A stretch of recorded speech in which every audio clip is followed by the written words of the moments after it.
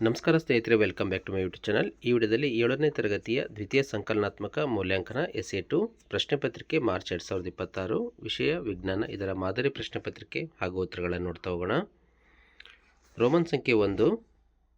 ಈ ಕೆಳಗಿನ ಪ್ರತಿಯೊಂದಕ್ಕೆ 4 ಉತ್ತರಗಳನ್ನು ನೀಡಿದ್ದು ಸರಿಯಾದುದನ್ನು ಆರಿಸಿ ಬರೆಯಿರಿ. 1ನೇ ಪ್ರಶ್ನೆ, ನಾಡಿ ಮಿಡಿತವನ್ನು ವ್ಯಕ್ತಪಡಿಸುವ ದರವೇ ಡ್ಯಾಶ್.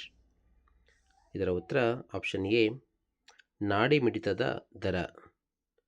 2ನೇ ಪ್ರಶ್ನೆ, ವೃತ್ತೀಯ ಪಥದಲ್ಲಿ ಚಲಿಸುತ್ತಿರುವ ಒಂದು ವಸ್ತು ಎ ಬಿಂದುವಿನಿಂದ ಆರಂಭಿಸಿ ಪುನಃ ಎ ಬಿಂದುವಿಗೆ ಮರಳಿದರೆ ಅದರ ಚಲಿಸಿದ ದೂರ. ಇದರ ಸರಿಯಾದ ಉತ್ತರ ಆಪ್ಷನ್ ಬಿ, 2πr. 3ನೇ ಪ್ರಶ್ನೆ, ಈ ಚಿತ್ರದಲ್ಲಿ ವಿದ್ಯುತ್ ಮಂಡಲದಲ್ಲಿ ಸ್ವಿಚ್ನಂತೆ ಯಾವ ವಸ್ತುವನ್ನು ಬಳಸಲಾಗಿದೆ. ಇದರ ಉತ್ತರ ಆಪ್ಷನ್ ಸಿ, ಬೀಗದ ಕೀ. 4ನೇ ಪ್ರಶ್ನೆ, ಸೂಕ್ಷ್ಮದರ್ಶಕಗಳಲ್ಲಿ ಬಳಸುವ ಮಸೂರ. ಇದರ ಉತ್ತರ ಆಪ್ಷನ್ ಡಿ, ಪೀನ ಮಸೂರ. ಮೇನ್ ಕ್ವೆಶ್ಚನ್ ನಂಬರ್ 2, ಖಾಲಿ ಬಿಟ್ಟಿರುವ ಜಾಗಗಳನ್ನು ಸರಿಯಾದ ಉತ್ತರಗಳಿಂದ ಭರ್ತಿ ಮಾಡಿರಿ.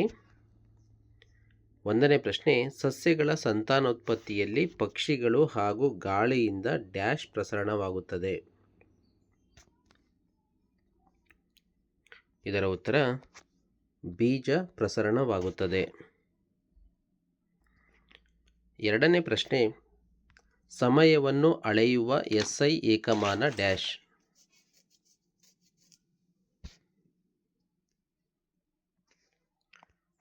ಇದರ ಉತ್ತರ ಸಮಯವನ್ನು ಅಳೆಯುವ SI ಏಕಮಾನ ಅದು ಸೆಕೆಂಡ್. 3ನೇ ಪ್ರಶ್ನೆ, ಕಾಡುಗಳು ಡ್ಯಾಶ್ನ ಸವೆತವನ್ನು ತಡೆಗಟ್ಟುತ್ತವೆ. 3ನೇದಕ್ಕೆ ಉತ್ತರ ಮಣ್ಣಿನ. 4ನೇ ಪ್ರಶ್ನೆ, ವಿಶ್ವ ಜಲ ದಿನವನ್ನು ಡ್ಯಾಶ್ ರಂದು ಆಚರಿಸುತ್ತೇವೆ. ಉತ್ತರ ವಿಶ್ವ ಜಲ ದಿನವನ್ನು ಮಾರ್ಚ್ 22ರಂದು ಆಚರಿಸುತ್ತೇವೆ. ಮೇನ್ ಕ್ವೆಶ್ಚನ್ ನಂಬರ್ 3ರಲ್ಲಿ ಈ ಕೆಳಗಿನ ಪ್ರಶ್ನೆಗಳಿಗೆ ಒಂದು ಪದ ಅಥವಾ ವಾಕ್ಯದಲ್ಲಿ ಉತ್ತರಿಸಿ. 1 ಅಂಕದ ಪ್ರಶ್ನೆಗಳಿವು. 1ನೇ ಪ್ರಶ್ನೆ, ಹೂವಿನ ಗಂಡು ಸಂತಾನೋತ್ಪತ್ತಿಯ ಭಾಗ ಯಾವುದು. ಇದರ ಉತ್ತರ ಹೂವಿನ ಗಂಡು ಸಂತಾನೋತ್ಪತ್ತಿಯ ಭಾಗ ಕೇಸರ. 2ನೇ ಪ್ರಶ್ನೆ, ಬೆಳಕಿನ ಮೂಲ ಯಾವುದು. ಇದರ ಉತ್ತರ ಬೆಳಕಿನ ಮೂಲ ಸೂರ್ಯ. 3ನೇ ಪ್ರಶ್ನೆ, ನಾವು ತ್ಯಾಜ್ಯಗಳನ್ನು ಜಲಮೂಲಗಳಿಗೆ ಎಸೆದರೆ ಏನಾಗುತ್ತದೆ.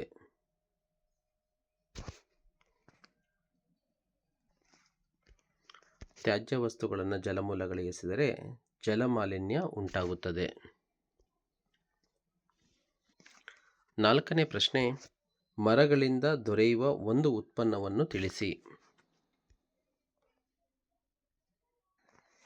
ಉತ್ತರ ಮರದ ಸಾಮಗ್ರಿ, ಹಣ್ಣು, ಔಷಧಿ, ಯಾವುದಾದ್ರೂ ಒಂದನ್ನು ಬರೀಬೇಕು. ಇವೆಲ್ಲ ನಮಗೆ ಮರದಿಂದ ಸಿಗುವ ವಸ್ತುಗಳು. ಮೇನ್ ಕ್ವೆಶ್ಚನ್ ನಂಬರ್ 4, ಈ ಕೆಳಗಿನ ಪ್ರಶ್ನೆಗಳಿಗೆ 2ರಿಂದ 3 ವಾಕ್ಯಗಳಲ್ಲಿ ಉತ್ತರಿಸಿ. 1ನೇ ಪ್ರಶ್ನೆ, ಅಪಧಮನಿ ಮತ್ತು ಅಭಿಧಮನಿಗಳ ವ್ಯತ್ಯಾಸವನ್ನು ಪಟ್ಟಿ ಮಾಡಿರಿ. ಇದರ ಉತ್ತರ ಅಪಧಮನಿ ಮತ್ತು ಅಭಿಧಮನಿಗಳ ವ್ಯತ್ಯಾಸ. ಅಪಧಮನಿಗಳು ರಕ್ತವನ್ನು ಹೃದಯದಿಂದ ಹೊರಗೆ ಸಾಗಿಸುತ್ತವೆ. ಅಭಿಧಮನಿಗಳು ರಕ್ತವನ್ನು ಹೃದಯದ ಕಡೆಗೆ ತರುತ್ತವೆ. ಅಪಧಮನಿಗಳ ಗೋಡೆ ದಪ್ಪವಾಗಿರುತ್ತದೆ. ಅಭಿಧಮನಿಗಳ ಗೋಡೆ ತೆಳ್ಳಗಿರುತ್ತದೆ. ಕನಿಷ್ಠ 2 ಅಂಶಗಳಿಗೆ ನೀವು ಉತ್ತರಿಸಬೇಕು. 2ನೇ ಪ್ರಶ್ನೆ, ಮಾನವನ ವಿಸರ್ಜನಾಂಗ ವ್ಯೂಹವು ಒಳಗೊಂಡಿರುವ ಭಾಗಗಳು ಯಾವುವು.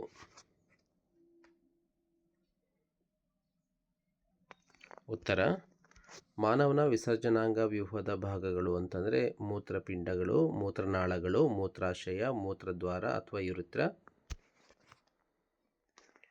3ನೇ ಪ್ರಶ್ನೆ, ಸಮರೂಪ ಚಲನೆಯು ಪ್ರಯಾಸವಿಲ್ಲದ ಚಲನೆ ಎನ್ನುತ್ತಾರೆ ಏಕೆ.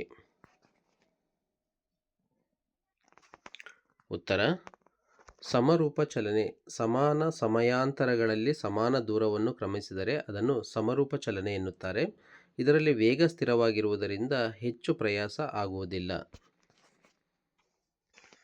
4ನೇ ಪ್ರಶ್ನೆ, ಒಂದು ಸೈಕಲ್ 20 ನಿಮಿಷಗಳಲ್ಲಿ 5 ಕಿಲೋಮೀಟರ್ ದೂರ ಚಲಿಸುತ್ತದೆ. ಸರಾಸರಿ ಜಬವೆಷ್ಟು? ಇದರ ಉತ್ತರ ದೂರ = 5 ಕಿಲೋಮೀಟರ್, ಸಮಯ 20 ನಿಮಿಷ, 20/60 3/1 ಗಂಟೆ, ಜವ 5 ಭಾಗಾಕಾರ 3/1 15 ಕಿಲೋಮೀಟರ್ ಪರ್ ಗಂಟೆ. 5ನೇ ಪ್ರಶ್ನೆ, ವಿದ್ಯುತ್ ಸ್ಟವ್ಗಳಲ್ಲಿ ನೈಕ್ರೋಮ್ ತಂತಿಯನ್ನು ಬಳಸುತ್ತಾರೆ ಏಕೆ? ಉತ್ತರ, ನೈಕ್ರೋಮ್ ಹೆಚ್ಚು ಪ್ರತಿರೋಧ ಅಥವಾ ರೋಧ ಹೊಂದಿದೆ.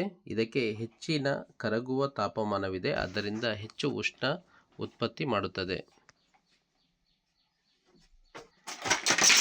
6ನೇ ಪ್ರಶ್ನೆ,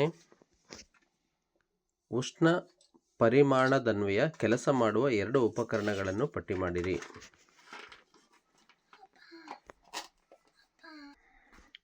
ಉತ್ತರ, ವಿದ್ಯುತ್ ಇಸ್ತ್ರಿ ಪೆಟ್ಟಿಗೆ, ವಿದ್ಯುತ್ ಹೀಟರ್, ಟೋಸ್ಟರ್, ವಿದ್ಯುತ್ ಸ್ಟವ್, ವಿದ್ಯುತ್ ಗೀಸರ್ ಇತ್ಯಾದಿ.